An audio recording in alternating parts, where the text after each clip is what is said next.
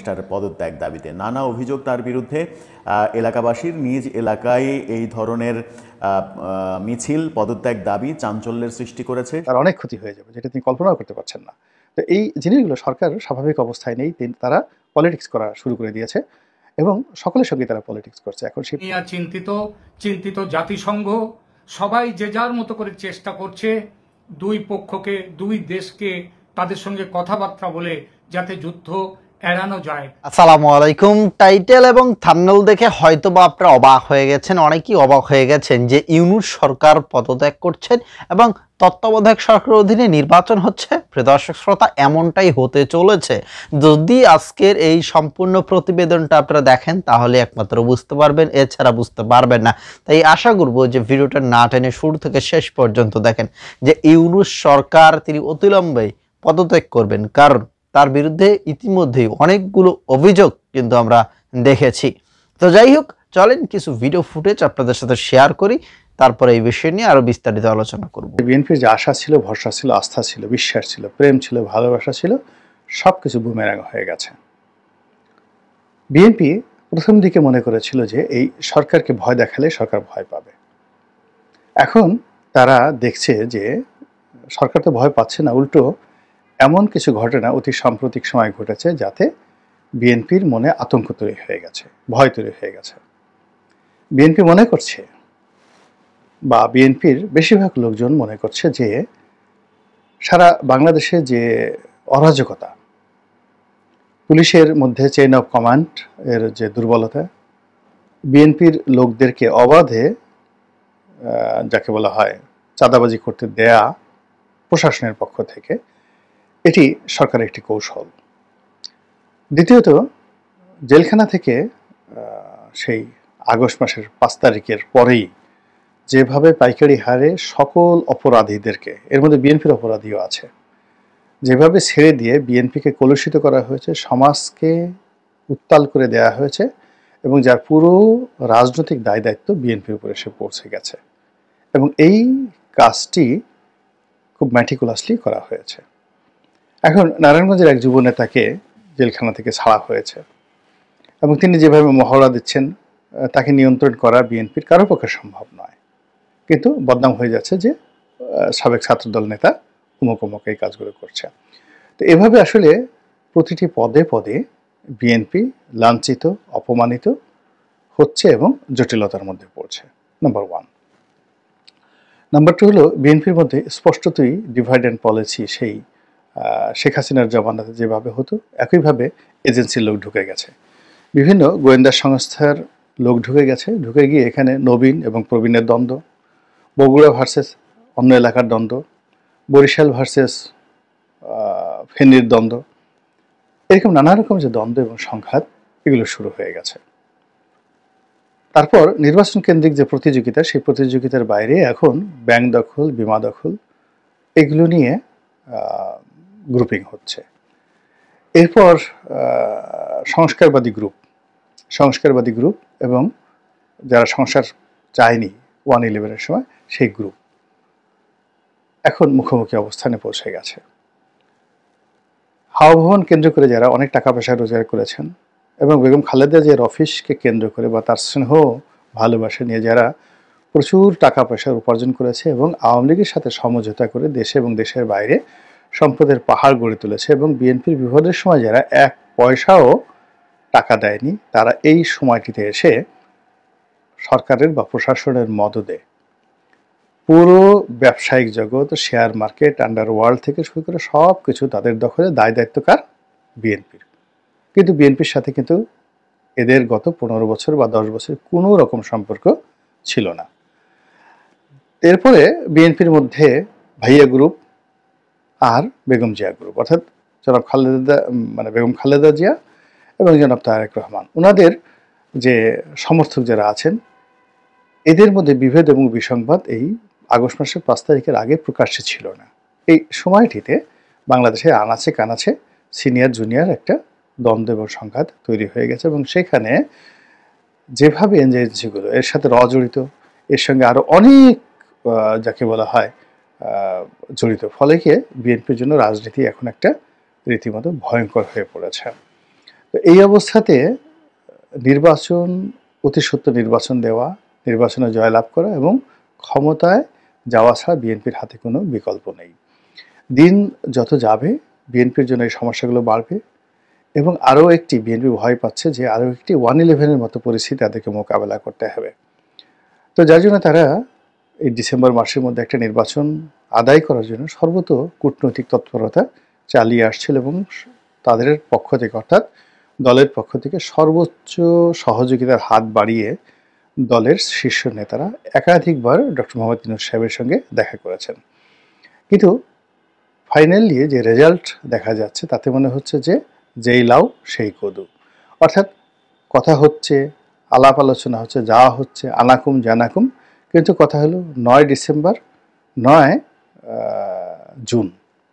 December হলে কম সংস্কার, এরপরে জুন হলে বেশি সংস্কার, তারপর আবার আগে স্থানীয় সরকার নির্বাচন, পরে জাতীয় নির্বাচন, তারপরে আবার বলা হচ্ছে যে এখানে কনস্টিটিউশনাল অ্যাসেম্বলি তৈরি করার জন্য, অর্থাৎ সংবিধান সংশোধন করার জন্য একটা নির্বাচন হবে আগে, যাতে যুদ্ধ এড়ানো যায় তার চেষ্টা করছে। চিন্তিত পৃথিবীর সমস্ত দেশের শান্তিপ্রিয় মানুষ, এই শান্তিপ্রিয় এবং সাধারণ মানুষ তারা কিন্তু ভীষণ চিন্তিত। এই যখন অবস্থা, তখন একটি মানুষ যিনি তালে গোলে বাংলাদেশের রাজার আসনে বসে পড়েছেন, যিনি শান্তিতে নোবেল জয়ী, তিনি কেবল চাইছেন যুদ্ধটা হোক। তিনি চাইছেন এবং তার কিছু চ্যাংড়া চামুন্ডা, চেলা চামুন্ডা তারা চাইছেন।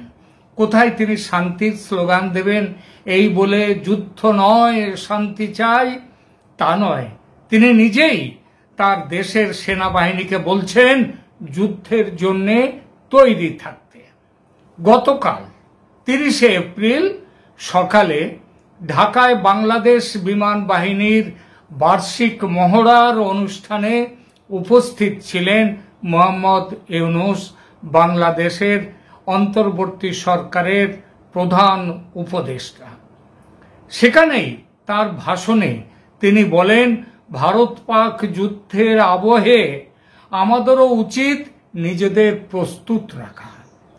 কি বলেছেন তিনি এই বিষয়ে শুনে নিন ইউনূস সাহেবের নিজের মুখে। তখন আমাদেরই কাছে ভারত পাকিস্তান যুদ্ধ হই হই অবস্থার মধ্যে রয়ে গেছে। সকালের খবরে দেখলাম হয়তো গুজব আজকে শুরু হয়ে যাবে যুদ্ধ। এরকম পরিস্থিতিতে আমরা বাস করি। তো কাজেই এই পরিস্থিতির মধ্যে প্রস্তুতি না নেওয়াটা আত্মঘাতী,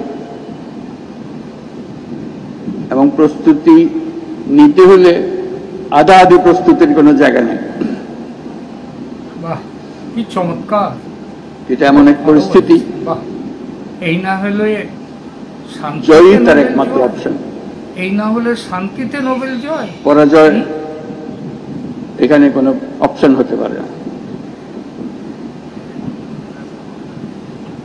কাজে আমাদের যে প্রস্তুতি,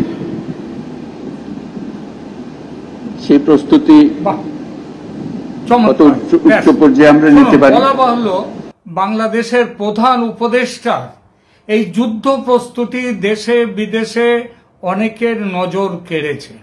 অনেকেই বলছেন যুদ্ধ হবে ভারত আর পাকিস্তানের মধ্যে, সেখানে বাংলাদেশের প্রস্তুত হওয়ার কথা উঠছে কেন? এই যে এতদিন ধরে ইউক্রেন রাশিয়ার যুদ্ধ চলছে, ইসরায়েল হামাসের যুদ্ধ চলছে, ওই সিরিয়াতে যুদ্ধ চলছে, কই এমনকি ওই হেজবোল্লাদের সাথে লেবাননের তাদের সঙ্গে যুদ্ধ চলছে, কই আমাদের বাংলাদেশের প্রধান উপদেষ্টার মধ্যে তো যুদ্ধ প্রস্তুতির কথা ওঠেনি। তাহলে আজ হঠাৎ কেন এই কথা? তিনি কি বলেছেন আর একবার মনে করিয়ে দিই। তিনি বলেছেন, আমরা এখন এমন এক বিশ্বে বাস করি যেখানে যুদ্ধের জন্য প্রস্তুত না থাকাটা আত্মঘাতী হওয়ার সমান। অর্থাৎ যুদ্ধের জন্য প্রস্তুত না থাকলে আত্মঘাতী মানে নিজেদেরই সুইসাইড হয়ে যাবে। সেটা বাংলাদেশের চারদিক দিয়ে কারা আছে? বাংলাদেশের চারদিকে আছে, 3 দিক ঘিরে রয়েছে আমাদের ভারত, আর একদিকের কিছুটা হচ্ছে সমুদ্র, কিছুটা হচ্ছে মিয়ানমার সীমান্ত।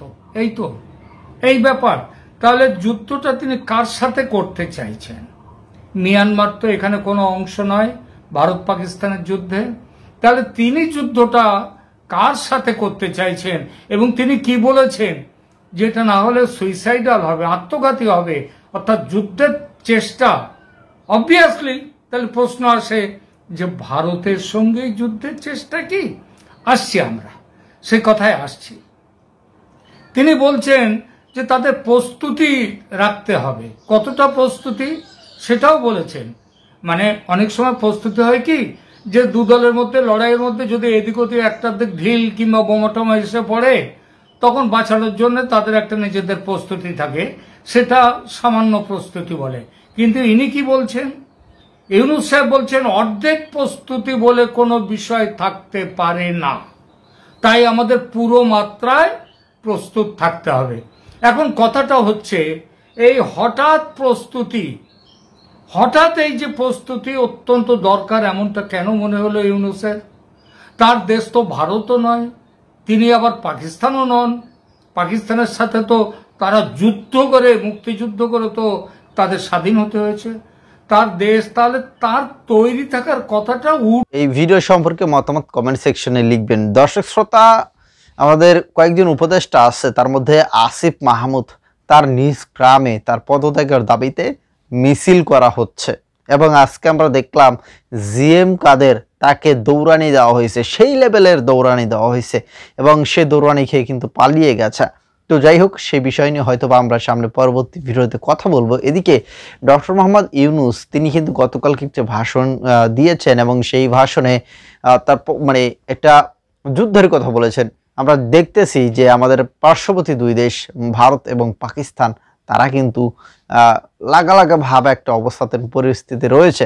তো সেক্ষেত্রে আমাদের প্রধান উপদেষ্টা ডক্টর মোহাম্মদ ইউনূস তিনিও কিন্তু বলেছেন যে আমাদেরও কিন্তু প্রস্তুত থাকতে হবে। তো যাই হোক, আসলে কেন এই যে ইউনূস সরকার পদত্যাগ করবেন? দেখেন, পদত্যাগ এই কারণেই করবেন কারণ তার বিরুদ্ধে অনেক ষড়যন্ত্র চলছে এবং এই ষড়যন্ত্রগুলো করছে আওয়ামী লীগ এবং তারা চাচ্ছে যে ডক্টর ইউনূসকে যেভাবেই হোক এই ক্ষমতা থেকে নামাতে হবে, সরাতে হবে এবং অনেক বাহিনী দিয়ে অনেক মিছিল মিটিংও করানো হচ্ছে, যেভাবেই হোক এই ইউনূসকে পতন করাইতেই হবে। তো যাই হোক, আসলে এখন ইউনূস সরকার থাকলে দেশে ভালো হবে না মন্দ হবে, আপনারা বিবেচিত করবেন এবং আপনারা কমেন্টে জানাবেন। দেখতে চাই আমি অবশ্যই কমেন্টে কয়জন লেখে ইউনূসের পক্ষে এবং বিপক্ষে।